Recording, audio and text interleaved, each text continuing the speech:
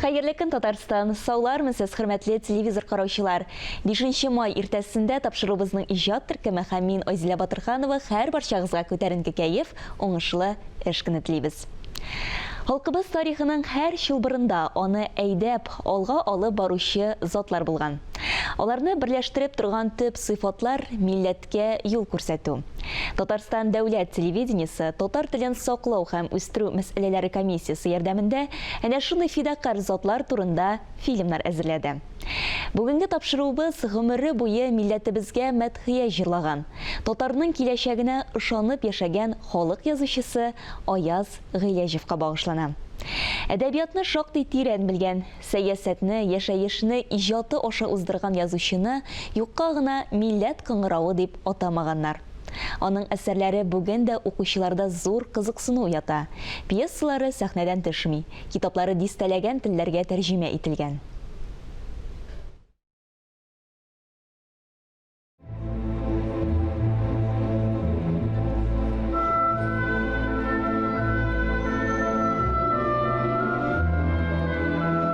Аяз абый Гыйләҗев ул татар әдәбиятында үзенә лайык булган мәртәбәле урынны алып тора. Мин аның иҗатын үзенә күрә бер феномен дип атар идем. Менә хәзер вакыт үткән саен ул иҗатка әйләнеп кайтабыз. Һәм аны кат-кат укыйсы килү шуның бер чагылышы.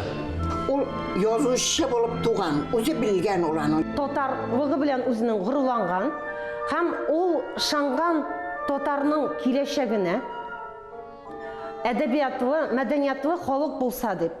Татар халкының тарихына күз салсак, аңа бер вакытта да җиңел булмаган. Һәм хәзер дә җиңел түгел татар халкының язмышы. Татар зиялыларын ничәмә дулкын булып карап, аларны төрмәләргә тутырганнар. Никадәр якты исемнәр,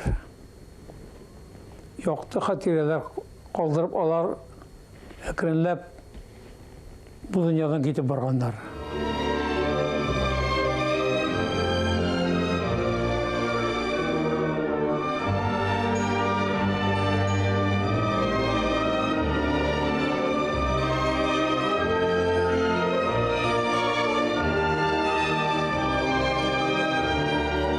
Безнең яшәешебез камилме дигән сорауны куйды. Һәм чынлап та Совет чорындагы каршылыклар, адам саен очраган гаделсезлекләр, башбаштаклыклар, күз буяу, ялган, менә булар турында Аяз абый үз вакытында әйтә алган. Ул аны дөрес кайберләре турында сакланып кына турыдан-туры әйтсә, күбесен эзоп теле дип әйтәбез. Ягъни әйткән фикеренең җөмләсенең аскы өлешенә, эчки ягына салып әйткән. Ләкин акыллы укучы аның әлеге әйткәннәрен шушы чорга, җәмгыятькә, системага тәнкыйтен күргән, аңлаган, белгән. Ул бик зиһенле, дөньяны аңлап яшәгән кеше иде. Шуңа күрә инде ул бу системаны дөрес булмаганын аңлап, шуңа күрә каршы чыга башлады һәм лагерьгә эләгә. Лагерьдә бик авыр булган инде әлбәттә, ләкин ул әйтә иде, мин анда шундый кешеләр белән таныштым ди. Мин андый кешеләр белән бер кайда таныша алмый идем. Аяз Гыйләҗевне замандашлар төрлечә кабул иттеләр. Әйе, ул бик нечкә күңелле. Мәсәлән, Сибгат Хәкимнең Өянкәләр җырына елап утырган, ул бөтен зал шаккаткан, лагерник җылап утыра бу җырга дип менә шаккаткан. Һәм мәсәлән, аның көчле булганын бөтен кеше сизгән, чөнки Язучылар союзына әтәч итеп президиумга чыгып, үзенең фикерен гылгырыр әйткән, зур дискуссиялар әдәбиятта кузгаткан шәхес ул. Үзенең менә халкына мәхәббәте бик аның зур булган, тугры булган үзенең халкына ул. Һәм һәр адымын халык күзгесенә карап эшләгән һәр эшен Аяз Гыйләҗев. Арпадгалгоцда менә безгә килеп, менә монда безнең студентлар арасында уртаклашты үзенең хатирәләр белән. Тәбәнәк кенә Аяздай, бригадир булды ди. Мин аны шок каттым ди, ничек ул курыкмый ди. Менә үзенең хатирәләрен бастырып та чыгарды ул. Безнең бит инде бригада доходяга ди. Мин блокнотта рәсемнәр төшереп ашатадыр бригаданы ди. Ул мине яшерәдер ди, бренди теге пещерада инде бар бит инде каменоломнида эшлиләр. Һәм менеп десятникка норманы 3 көн күбрәк күрсәтәдер. Аяз, сине тотсалар расстрел, нормада да үтәмәсәм дә расстрел. Ә без әле та 1 көн яшибез дип җавап бирәдер. Менә сез күз алдыга китергез, менә мондай лагерьне үткән шәхес нинди булырга тиеш? Шундай авыр заманны үткәннәр, ләкин улы йөрәкләрен сүндермәгәннәр.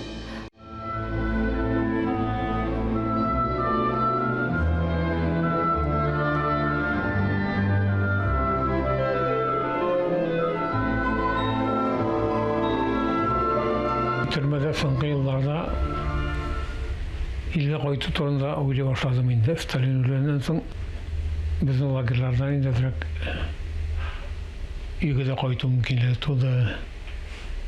Şunda min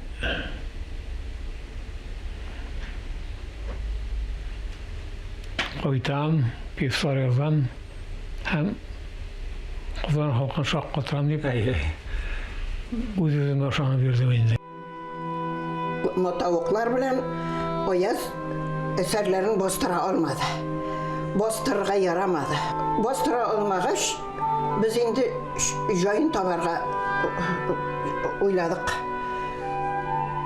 Ol hikayeze benim isimden almanaklarda onun hikayelerini çağırabız. Nakiya Gimadiyeva ismi ostunda. Hem neticede men yaş yazıcı bulup gittim. Yaş yazıcılar seminarını şakırdılar. 56 yılının dekabrlarında var. Men indi student, birinci kurs studenti, Oyaz üçüncü kurs studenti, Oyaz zalda otura. Atilla Razih seminar hocası idi. Yaş yazıcılarını, gadati yazıcılar edip kine sanay, meni indi büyük yaş yazıcı, büyük yaş yazıcı edip sanay. Mine o yırata eybet yazılgan hikaye kolga kirdi.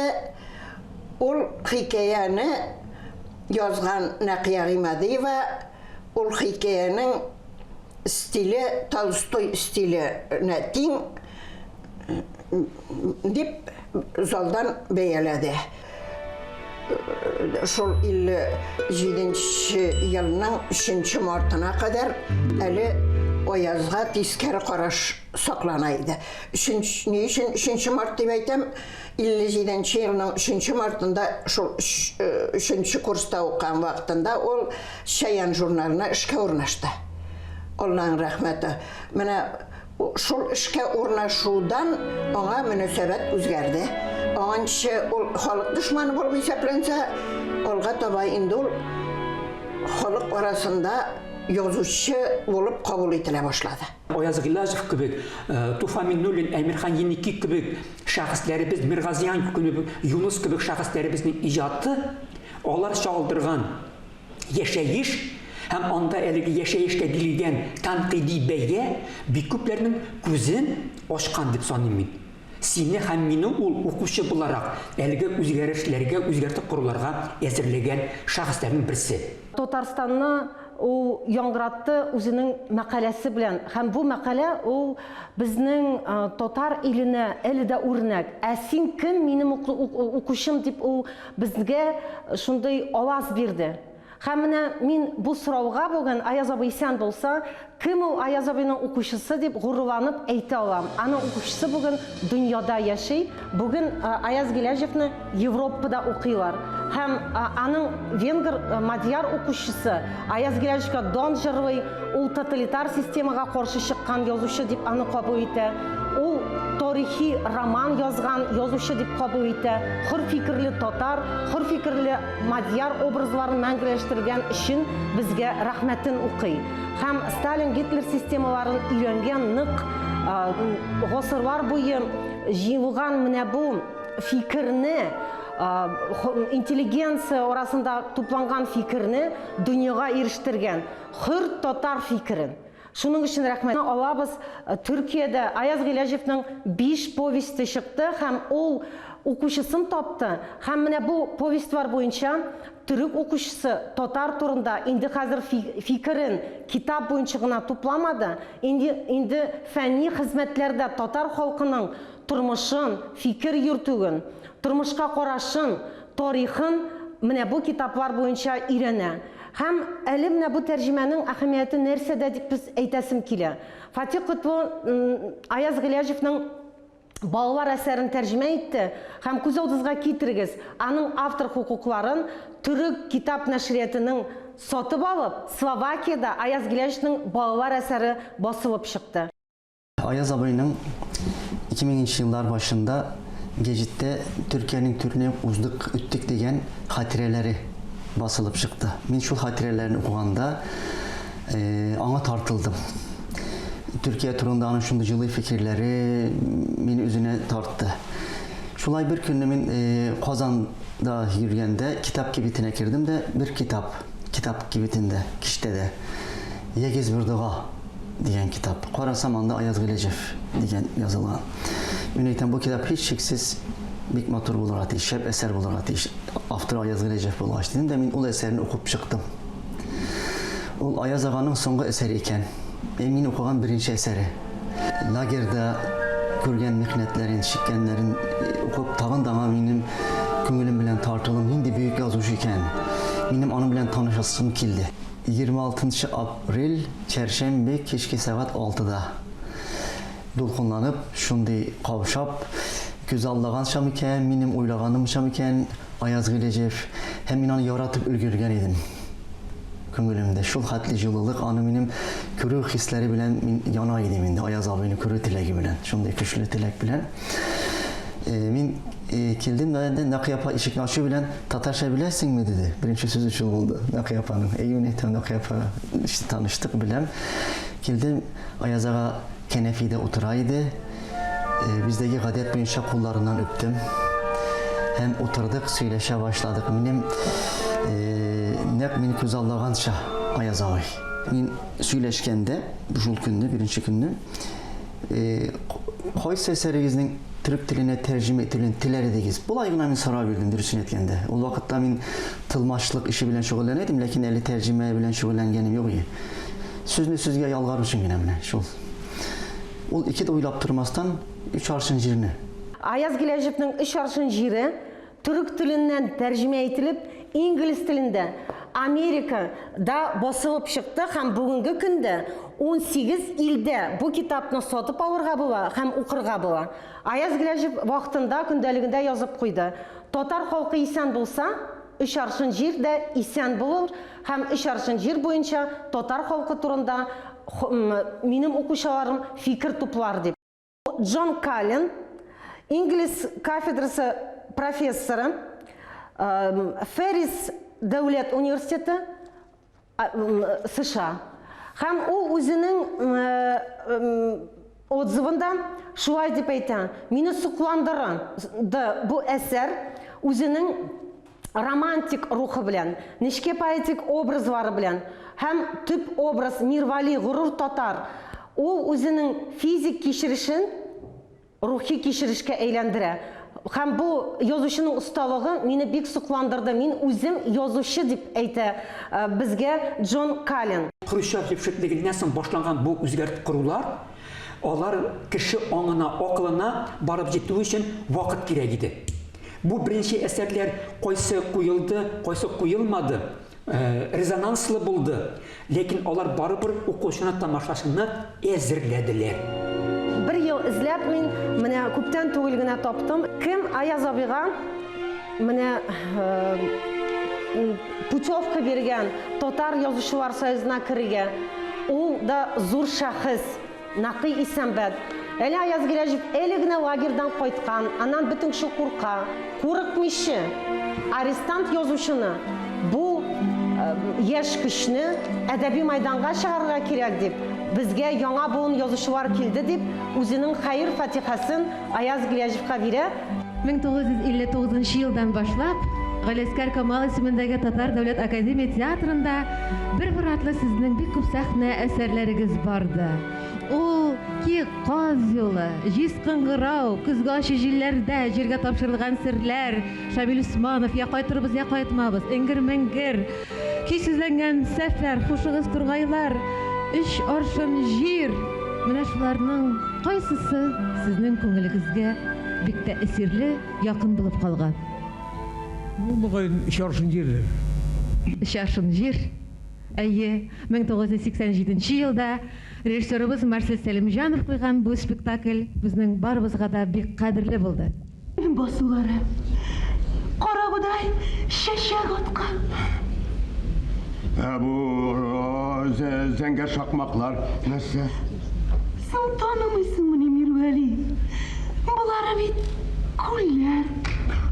Bunsa basu артындагы тырнак күле. Bunsa Şükrü елгасы. Bu ашык зәңгәре. Шуал, Mirvəli.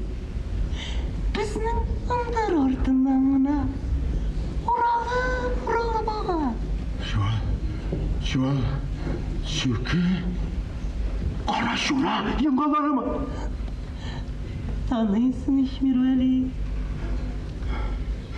Amanda, anlatmadın mı nisan әлі сен қара шураны Шамсығая? Sen Mirvəli, unuttun mu? Бірнеше ел элек бүтін театрлар Ояз Гиләҗевне куя башладылар. Бірден деп аларга беркем дә кушмаган, менә аның вакыты килеп җитте. Йоршалыда театр яңа бинага күчте. Шөкер Аллага шөкер, шундый матур бина төзелде. Һәм аннары инде башланды шундый бәхәсләр театрда. Кем исемен бирәбез театрга. Һәм артистлар, режиссерлар бер тавыштан әйттеләр Ояз Гиләҗевкә. Ояз үзенең сәләтен нык белгән. Ул язучы булып туган бәләкәйдән үк, кичкенәдән үк ул өйдә бәрәннәр белән дә сәхнә корып бәрәннәр, сарык бәрәннәрен образларга куеп уйнайды дип әнкәй көлә торган иде. Менә шулай иттереп, ул өйдә дә авылда бит инде сарык бәрәннәре, сыер бузаулары өйгә кертелә. Аңа алардан ниндидер образлар булып күренгәндер инде. Кичкенәдән үк ул менә халык арасында йөргән төрле такмакларны яза торган булган. Менә архив тулы папка менә аның әле шул кичкенә вакытта язып алган такмаклар, җырлар, халык арасында сөйләнгән төрле мәзәкләр сакланалар. Гаҗәп дәрәҗәдә пөхтә тәртипле кеше иде. Ул bütün документларын үзенең саклап, җыеп, пөхтә генә матур итеп аларны туплап, барсын да киштәләргә тизеп куядыр. Ул теге киләчәк сакланып калсын, киләчәк турында уйланадыр ул һәр вакыт. Шуңа күрә мин бу чиракта бик шунысына канәгать, бу документлар шушы чорның, шушы вакытның әти яшәгән чорның рухын чагылдыра торган документлар. Менә аның истәлекләре арасында мине сискәндергән мондый фикер бар. Ул үзе әдәбиятны бик яхшы белүче буларак, 20-нче гасыр татар әдәбиятына буеннан-буена карый да, булай ди. Татар әдибе ул милләт гаме белән яшәргә тиеш. Әгәр дә синең хезмәтең, синең әсәрең татар яшәешне, аның бүгенге киләчәгенә хезмәт итми икән, ул әсәр икенче пландагы әсәр дип карый. Чынлап та Ояз Гиләҗев характер белән бик тә үзенчәлекле булуын беләбез. Менә әсәрләрендәге геройлар кебек үзе дә кылчыклы булган, турысын биреп әйтә алган, аны бер яктан мисал өчен әдәбиятыбызны бүгенге киләчәге өчен кайгыртып яшәгән бик олы шәхес. Һәм аның үткен усал телле булуы бик күпләрне әдәби иҗатка тарткан һәм аларның иҗатларына бәя биргән, үзгәрергә ярдәм иткән. Үзегезнең татар икәнлегегезне онытмагыз. Бер чакта да.